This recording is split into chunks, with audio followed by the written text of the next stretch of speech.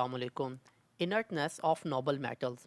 जैसे कि आप पता है कि नोबल का मतलब ही है शरीफ, जो रिएक्शन नहीं करते या जो लड़ाई झगड़ा नहीं करते। उसी लिहाज से बिल्कुल जैसे हम नोबल गैसेस के बारे में हमें पता है कि पीरियोडिक टेबल में जो लास्ट में जो ग्रुप पाया जाता है जिसमें तमाम जो हैं वो गैसेस हैं जिन्हें हम नोबल गैसेस कहते हैं या इनर्ट गैसेस कहते हैं। इसी तरह पीरियोडिक टेबल में हमारे पास एक कह लें कि ग्रुप की शक्ल में हैं नोबल मेटल्स भी हैं। So let discuss these metals. The elements in which d orbitals are in the process of filling constitute a group of metal called transition metals और d group elements। यानी कि ये जो आपके पास ग्रुप पाया जा रहा है पूरे का पूरा, इसमें जितने भी एलिमेंट है ये प्रोसेस ऑफ फिलिंग में होते हैं। यानी कि ये अभी चल रहा होता है कि ये फिलिंग हो, यानी कि यहाँ से स्टार्ट हो जाएगा और ये एक वैरायटी रखते हैं अपने अंदर। यानी कि मुख्तलिफ किस्म के एलिमेंट्स में जो आउटर मोस्ट शेल में इलेक्ट्रॉन है वो मुख्तलिफ किस्म से आते जाएंगे, लेकिन ये यहाँ पे आपको बताएगा फोर्थ, फिफ्थ या सिक्स पीरियड में जाके ये कंप्लीट होंगे। ठीक है, जैसे हम यहाँ पे कह रहे हैं ये हमारा फोर्थ पीरियड है, ये फिफ्थ है और ये सिक्स है। लेकिन कॉमन चीज़ इनमें क्या होगी कि जो आउटर मोस्ट शेल होगा इसका वो डी होगा, यानी कि डी में इलेक्ट्रॉन्स की फिलिंग होगी और इसी वजह से हम इसे क्या कहते हैं, डी ब्लॉक एलिमेंट्स भी कहते हैं। तो ये आपके पास है ट्रांजिशन मेटल्स, जिनको हम क्या नाम देते हैं, डी ब्लॉक एलिमेंट्स कहते हैं। अब इसी ग्रुप में आपके पास सीरीज ग्रुप है जिसमें हमारे पास नोबल मेटल्स हैं। उनको देखेंगे हम वन बाय वन। यहाँ पे they exist a variety of oxidation state, यानी कि क्या मतलब है, कभी ऑक्सीडेशन स्टेट 3, कभी 4, कभी 5, इस तरह से चेंज होगी, वैरायटी आएगी, उनमें वेरिएशन आएगी। Figure show transition metals of fourth, fifth and six period of the periodic table. अगर आप यहाँ से देखें, ये फोर्थ है पीरियड, सिक्स है, फिफ्थ है और ये सिक्स पीरियड यहाँ पे आपको नजर आ रहे हैं elements. There are 3 series of transition elements, each series consisting of 10 elements. यानी कि 3 सीरीज हैं, हर एक में आपके पास कितने एलिमेंट हैं, 3 एलिमेंट है, यहाँ से लेके यहाँ तक चलेगा। ठीक है, और इसी में आपके पास तमाम के तमाम जो ट्रांजिशन एलिमेंट्स हैं वो इसमें पाए जाएंगे। So let's see the next here. Chemical behavior of the first transition series is similar to the active metals except copper। अगर आप इस फर्स्ट सीरीज़ को देखें जो यहाँ पे दिखाया जा रहा है, ये बिल्कुल वैसे ही काम करेगा जिस तरह से आपकी एक्टिव मेटल्स हैं। यानी कि अगर आप ग्रुप 1 और ग्रुप 2 की बात करते हैं और इसके जो बाकी एलिमेंट्स हैं यहाँ पे, ये बिल्कुल उसी तरह से रिएक्शन करेंगे मेटल्स की तरह के, सिवाय कॉपर के। यहाँ पे एक्सेप्शन है हमारे पास कॉपर की। कॉपर इस तरह से रिएक्टिविटी या आप कह लें कि रिएक्शन शो नहीं करेगा। रीज़न उसकी क्या है, देखें, copper with atomic number 29 classified as transition metal group 11 of periodic table, ये यहाँ पे आपको नज़र आ रहा है। ठीक है, ये इसी में है, फर्स्ट सीरीज में है, जैसे कि यहाँ पे आपको नज़र आया और ये यहाँ पे पाया जाएगा। 3 transition metals belonging to group 11 are copper, silver and gold. उसके बाद आपके पास क्या आ जाता है, कॉपर, सिल्वर और गोल्ड, ये आपके पास नेक्स्ट है। Out of them gold and silver are relatively inactive metal because they don't lose electron easily. अगर आप इनको कंपेयर करें कॉपर और गोल्ड के साथ तो ये उससे भी ज़्यादा क्या है, इनएक्टिव है। रीज़न क्या है, हमें पता है कि मेटल्स रिएक्शन करते ही क्यों है कि वो अपने आउटर मोस्ट शेल में से इजीली इलेक्ट्रॉन लूज करते हैं। ठीक है, अब ये इतनी जल्दी आसानी से इनमें से कोई भी इलेक्ट्रॉन लूज नहीं करेगा, इस वजह से वो क्या हो जाएगा, इनएक्टिव हो जाएंगे या उनकी रिएक्टिविटी एक नॉर्मल कंडीशन पे नहीं होगी जिस पे बाकी मेटल्स ग्रुप 1 या 2 या बाकी ट्रांजिशन एलिमेंट्स शो कर रहे होंगे।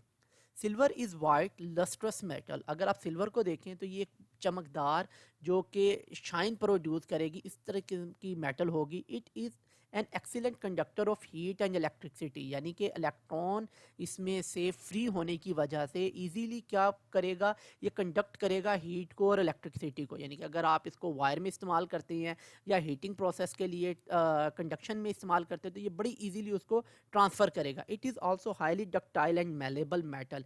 जैसे कि हमें पता है डक्टाइल और मेलेबल के बारे में, ये हम देखते हैं यहाँ पे, ये इसकी मेलेबिलिटी है, यानी कि इसको कूट के हम क्या कर सकते हैं, फोर्स करके, दबा के, मार के, हथौड़े के साथ इसकी हम शीट्स बना सकते हैं। और डक्टाइल में क्या मतलब होता है कि हम इसको खींच के इसकी तारे बना सकते हैं।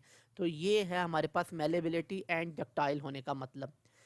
It's polish surface are good reflector of light. अगर हम ये देखें जैसे कि यहाँ पे आपको एक बल्ब का अंदरूनी वो उसको जिसे कहते हैं उसका होल जो है उसको दिखाया जा रहा है ग्लोब के अंदरूनी हिस्से को। अगर हम क्या करें इसको क्या करें पॉलिश कर दें सिल्वर के साथ तो ये बहुत ज़्यादा रिफ्लेक्शन देगा, लाइट को रिफ्लेक्ट करेगा और आपको एक छोटा सा बल्ब बहुत ज़्यादा लाइट देगा। अगर आप टॉर्च में या कुछ इस तरह के बल्ब देखें जैसे कि आपकी सीलिंग्स में लगे होते हैं तो वो बहुत ज़्यादा चमक देते हैं। वो इसी वजह से होता है कि वो जो रॉड या बल्ब का एरिया तो छोटा होता है लेकिन वो जिसके अंदर फिक्स होता है वो रिफ्लेक्शन कर रहा होता है लाइट की। तो इस तरह लगता है कि ये पूरे का पूरा क्या है चमक रहा है, ये पूरे का पूरा ही लाइट दे रहा है। तो polish surface are good reflector of light. Formation of thin layer of oxides or sulfides on its surface make it relatively unreactive। क्या करते हैं कि ये अपने ऑक्साइड्स बनाते हैं और सल्फाइड्स बनाते हैं जिसकी वजह से इसकी वजह से क्या हो जाएगा कि ये अनरिएक्टिव हो जाएगा। यानी कि जब कोई चीज़ इसके साथ रिएक्ट करने आती है तो ये देखिए यहाँ पे उसी की अपने ऊपर एक लेयर बना लेते हैं आप कह सकते हैं, ठीक है। तो वो सरफेस बन जाती है जो जिसकी वजह से ये अनरिएक्टिव हो जाता है। Under normal condition of atmosphere air does not affect silver.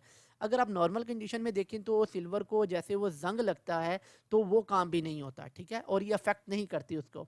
It transits in presence of sulphur containing compound like H2S। यानी कि ये उसको भी क्या करती है ख़त्म करती है और उसके साथ अगर आप देखें कि जिनमें सल्फाइड पाया जाए सल्फ़र पाई जाए तो उनकी प्रेजेंस में भी इसकी कोटिंग पे ऐसा असर नहीं होता। उसके बाद बारी आती है सिल्वर की जो कि अभी चल रहा है। Being very soft metal it is rarely used as such. अब ये क्या है बहुत सॉफ्ट होने की वजह से हम इसको बाकी चीज़ों में प्योर तौर पे इसको हम इस्तेमाल नहीं करते, यानी कि प्योर सिल्वर हम इस्तेमाल नहीं करेंगे क्योंकि ये बहुत सॉफ्ट है। फिर हम क्या करते हैं alloys of silver with copper are widely use in making coins silver wares and ornaments. अब क्या होते हैं कि खुद अकेली अगर सिल्वर देखी जाए तो बहुत सॉफ्ट है तो ये कोई चीज़ को स्ट्रेंथ नहीं देगी। फिर हम क्या करते हैं एलॉय बनाते हैं इसका मोस्टली किसके साथ कॉपर के साथ जो कि किस में काम आता है ये आप देख लें कॉइन्स बनाने में, डिफरेंट किस्म के अगर आप देखें बर्तन वगैरह चम्मच प्लेटें वगैरह इस तरह की चीज़ें बनाने में, और कुछ आप कह लें कि जैसे वो डेकोरेशन पीसीज होते हैं घरों में उसके लिए इसके एलॉयज़ को इस्तेमाल किया जाता है। खूबसूरती में भी ये बहुत ज़्यादा इजाफा करते हैं जब इसका एलॉय बनाया जाता है कॉपर के साथ। Compound of silver are widely use in photographic film and dental preparation. Compound जो हैं जब इसके बनाए जाते हैं सिल्वर के दूसरी मेटल्स के साथ तो ये फोटोग्राफिक फिल्म में आ जाते हैं। आपको याद होगा कि अगर पहले देखा जाए तो कैमरे के अंदर एक रील टाइप डलती है इस तरह की, उस फिल्म के ऊपर फ्लैश लाइट आने की वजह से इमेज बन जाती है, ठीक है। तो ये उसमें इस्तेमाल होते हैं फोटोग्राफिक फिल्म में। और दूसरा डेंटल प्रिपरेशन में जो आप कह लेंगे वो मसनूई खोल किस्म का लगता है दांतों पे, ये उसके खोल बनाने में भी काम आते हैं लेकिन इसके अलॉयज प्योर नहीं। प्योर तो सॉफ्ट होगी और जैसे ही उसकी फोर्स आएगी तो ये टूट जाएगी या ये डिफॉर्म हो जाएगी, इसकी शक्ल चेंज हो जाती है। जिस वजह से क्या किया जाता है कि इसके अलॉयज बनाए जाते हैं और फिर इसको डेंटल प्रिपरेशन में जिसे हम कहते हैं कवरिंग या कैपिंग के प्रोसेस में इस्तेमाल होती है। बहुत इंपॉर्टेंट एक इसका यूज़ है सिल्वर का। Silver also has important application in mirror industry. अगर आप गौर से देखें शीशे को तो उसकी जहाँ पे आप अपनी वो शक्ल देख रहे होते हैं, जहाँ पे आपका फेस नज़र आता है, सूरत देखते हैं, उसमें वो रिफ्लेक्ट हो रही होती है। बेसिकली तो वो ग्लास सरफेस होता है लेकिन उसकी बैक साइड पे बेसिकली उन्होंने क्या किया होता है सिल्वर को कोट किया होता है या सिल्वर की शीट लगाई होती है ताकि वो रिफ्लेक्शन करे ग्लास वहाँ से। तो मिरर इंडस्ट्री में इसका बहुत ज़्यादा यूज़ है। नेक्स्ट है हमारे पास गोल्ड के बारे में बात करते हैं। Gold is yellow soft metal. बिल्कुल उसी तरह से जैसे हमने सिल्वर के बारे में पढ़ा था ये भी क्या है सॉफ्ट है लेकिन इसका कलर क्या है येलो है। ये प्योर गोल्ड आपको नज़र आ रहा है, ठीक है। It is most malleable and ductile of all the metal. अब अगर इसकी मेलेबिलिटी और डक्टाइल देखी जाए तो ये उससे भी ज़्यादा मेलेबल और डक्टाइल है, यानी कि बहुत सॉफ्ट है। 1 gram of gold can be drawn into a wire of 1.5 kilometre long. यानी कि अगर आप 1 ग्राम गोल्ड लेते हैं तो उससे आप ऑलमोस्ट 1.5 किलोमीटर लॉन्ग एक वायर बना सकते हैं उसको खींच के। यानी कि इतनी ज़्यादा इसकी डक्टाइलिटी है, यानी कि इतनी ज़्यादा ये डक्टाइल है और कूट के इसको आप शीट्स में भी कन्वर्ट कर सकते हैं। Gold is a very non reactive और इनर्ट मेटल। नंबर पहली कि ये रिएक्शन नहीं करेगी, नॉन रिएक्टिव, और दूसरी इनर्ट है। जाहिर है जो चीज़ नॉन रिएक्टिव होगी वो इनर्ट भी होगी, ठीक है। It is not affected by atmosphere, यानी कि जिस मर्जी कंडीशन में आप इसको ले जाएं एटमॉस्फेयर के ऊपर इसका कोई असर नहीं होता, यानी कि ना तो बहुत ज़्यादा हीट और गर्मी और इस तरह के अगर उसके ऊपर मॉइस्चर हो तब भी इसको ये रिएक्ट नहीं करेगी। यही वजह है कि ज़ेवरात वगैरह में भी इसको इस्तेमाल किया जाता है, और जैसे ये स्किन के साथ लगती है, बॉडी के साथ लगती है, तो कोई किसी किस्म का बॉडी पे रिएक्शन नहीं होता। क्यों? क्योंकि ये क्या है, नॉन रिएक्टिव है। It is not even affected by any single mineral acid और बेस। हत्ता कि अगर आप किसी बेस या एसिड को भी इसके साथ रिएक्ट करवाएं तो वो भी इसके साथ रिएक्ट नहीं करते। और इवन कि अगर बॉडी में से जैसे प्रिस्पायरेशन पसीना वगैरह आता है तो ये उसके साथ भी कोई रिएक्शन नहीं करता, क्योंकि वो पसीना सिर्फ पानी तो नहीं होता, उसमें बहुत सारे मिनरल्स होते हैं, नमकियात होते हैं, तो वो उसके साथ रिएक्शन नहीं करती। Because of its inertness in atmosphere it is an ornamental metal as well as use in making coins. तो इसी वजह से बहुत ज़्यादा इसके क्या बनाए जाते हैं, आप कह लें कि वो डेकोरेशन पीसीस बनाए जाते हैं, और मुख्तलिफ़ किस्म की कॉइन्स में भी ये इस्तेमाल होती है। Gold is too soft to use as such, it is always alloyed with copper, silver और सम अदर मेटल्स। अगर आपने इससे कुछ स्ट्रॉन्ग चीज़ें यानी कि मजबूत बनानी है तो इसका क्या बनाया जाता है, फिर एलॉयज़ बनाए जाते हैं, जिसमें इसमें शामिल किया जाता है कॉपर को, सिल्वर को और कुछ दूसरी मेटल्स को, ताकि उसके बाद इनको क्या मिले, स्ट्रेंथ मिले। तो ये डिफरेंट टाइप की कंपोजिशन है with different types of other metals, और ये उसके एलॉयज़ दिखा रहे हैं यहाँ पे आपको, कॉपर के साथ, सिल्वर के साथ और दूसरे मेटल्स के साथ, जिसकी वजह से इसके कलर में भी चेंज आ गया है, अपीयरेंस भी बदल गई और स्ट्रेंथ भी बदल जाती है, जैसे यहाँ पे आप देख सकते हैं, इसमें भी आप देख सकते हैं। नेक्स्ट है प्लाटीनियम।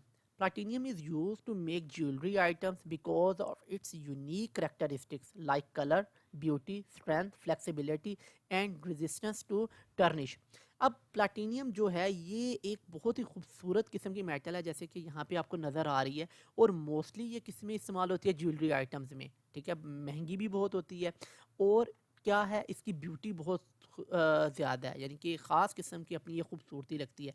फ्लेक्सिबिलिटी है इसमें, एंड रेजिस्टेंस टू टार्निश, और यही वजह है कि ये मुख्तलिफ़ किस्म की जो ज्वेलरी आइटम्स हैं या मुख्तलिफ़ किस्म की जो बाकी चीज़ें उनमें इस्तेमाल हो रही है। It provides a source setting for diamonds and other gemstones enhancing their brilliance. अब खूबसूरती को बढ़ाने के लिए ये वाहिद मेटल है जो इस्तेमाल होती है डिफरेंट किस्म के स्टोन्स को और डायमंड्स को अपने अंदर रखने के लिए, ठीक है। अगर आप डायमंड्स को या किसी और जिम स्टोन को लगाना चाहते हैं, जैसे कि रिंग में है या किसी और चीज़ में आप लगाते हैं, तो उसके लिए आप जिस चीज़ की चॉइस करते हैं, जिस मेटल को चूज़ करते हैं, वो प्लाटीनियम है, जिसकी वजह से उसकी खूबसूरती में मज़ीद इजाफा होता है, और नॉन रिएक्टिंग की वजह से ये उसको ज़्यादा देर तक अपने अंदर प्रिजर्व रख सकती है।